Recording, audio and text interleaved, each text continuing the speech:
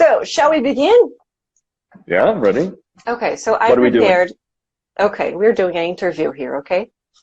Oh, okay, it's an interview. Okay, very So, serious. I prepared like a game for us tonight. So, for the first question, you can choose. I have to choose the first question, and then you can choose the other three, okay? I have an order here, but you can choose between 1 to 3. Before Can I that, see the questions? Not now. Okay. Cheating. Yes, the first question is, tell me about yourself. That's like looking in a mirror. That's like looking in a mirror. Do you know that when you showed me? Really? It's reverse? Yeah. It's reverse because it's in the mirror. Yeah. No, really. But okay, people. I'm not very good at English. I can read English normally, but not reverse. Tell me about this is the challenge. Yeah, this is the challenge. If you can read in English, you have to read it like in the mirror. Okay, tell me about yourself. True fluency, reading backwards. Tell me about it. Okay. My name's Brian. I guess everybody knows that now. And I'm originally from Ireland. And I have been living in Brazil 12 years. Yeah, almost 12 years into this year, 2008, I moved here. And I've been teaching English here all that time. And before that, I left Ireland in 2002. And I studied engineering in high school and university, but then I went into the industry and I hated it. So I took a sabbatical. Right? Mechanical engineer. Yeah. Mechanical engineer. I liked the study, but I didn't like the work. And family tradition, so I just followed the family tradition of engineering and this and that. But I was always more interested in the arts, history, literature, languages, not so much, but yeah, I always wanted to learn languages, but I wasn't very good at them at that time. But when the first time you traveled, that was to India in the sabbatical year. Yeah, and then I went directly to India. It was a program for as a volunteer program. How was that? No.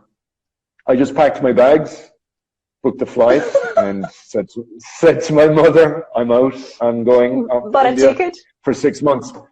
Yeah. I had a 6-month ticket because you have a 6-month visa, and I said, "Okay, I'm going for 6 months, and I'll be back in 6 months." Basically, because I just had enough of working too much and just stress of engineering, and I hated the work. So I wanted to go to the most strange place that I could think of. Yeah, you found it. Was different. Not strange. Okay, I said the wrong word. Not strange. Most different from what my culture could offer. Okay. And India was that, and it really was that. And then I became addicted to traveling, basically, and I was just moving around. I was like, one of those. I was like, I don't know if anybody remembers the movie Kung Fu. It's from the 70s. It's like shows how old I am now. This guy just wanders around. Yeah, he just wanders around the world helping people, right? And he's a Kung Fu man. So, but I wasn't. Okay, I think we lost you for a bit. You're coming back. In the middle of the story. Come on. We need to know the end.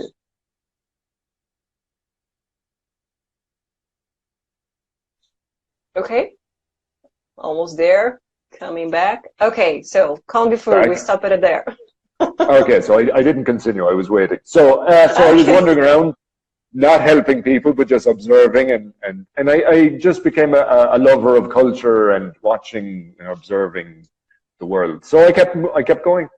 After the 6 months, I didn't go back, and I traveled through India, Nepal, Tibet, over China. You didn't work as an engineer in any of those countries. You worked as I decided I'll never work again in that profession. Okay. At that point, wow. And then I started teaching volunteer. Yeah, I hated it. I really did hate it. So I started teaching English as a volunteer. So you didn't get paid to that? No, it was pure volunteer work. It was just to help a little bit the communities that I was going through.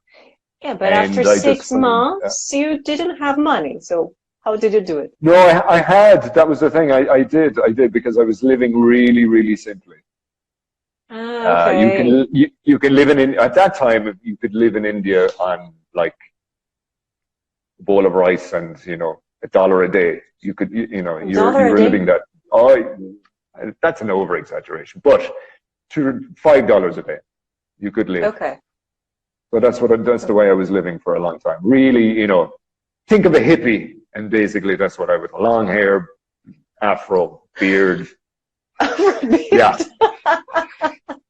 Down to I can't imagine that. We need a picture. Yeah, I'll get you some pictures. Yeah. Okay, so now they're buried in the vault.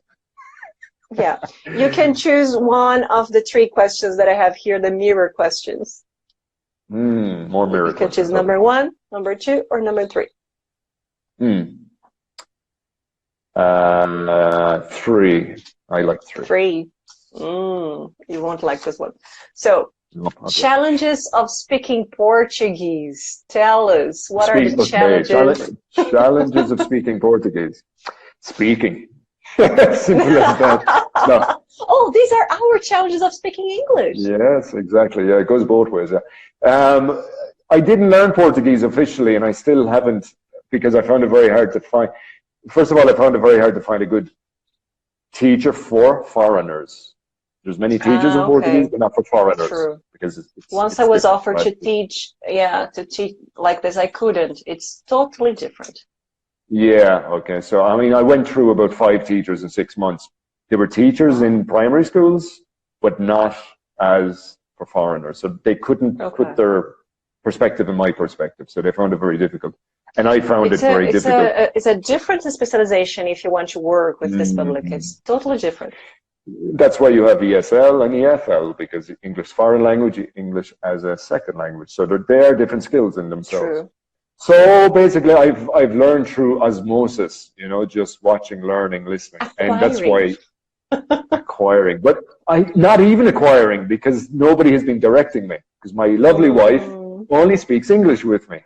No, we have to change that. Let's talk to Roberto. 20%, I think. 20% Portuguese. 20% is Portuguese.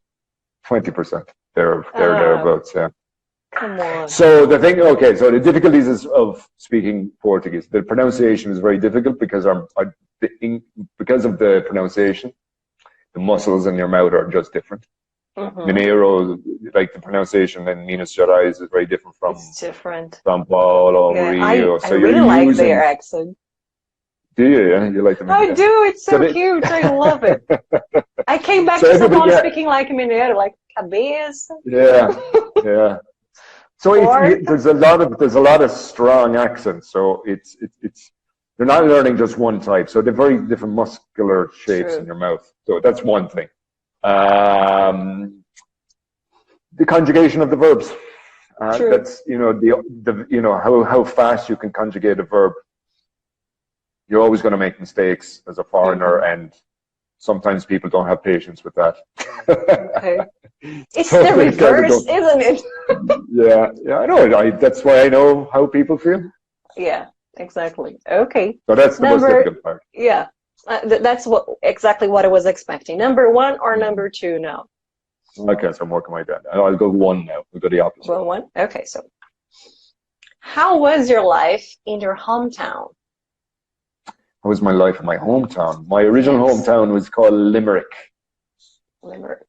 It's on the west coast of Ireland, and it's a very ancient city. It's over 1,500 years old. Wow. Right. It was an old Viking settlement. It was originally a Viking settlement. Yeah. It was originally a Viking settlement. But when I was growing up in the 90s, it was a very industrial city, and it wasn't very nice.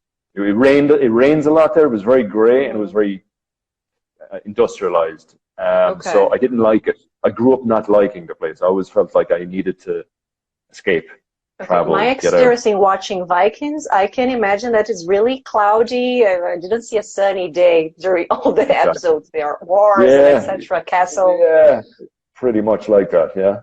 But now, when I go back to the city, it's completely had a transformation. It's a cultural center, a culinary center. They've really kind of, how can I say, given rebirth.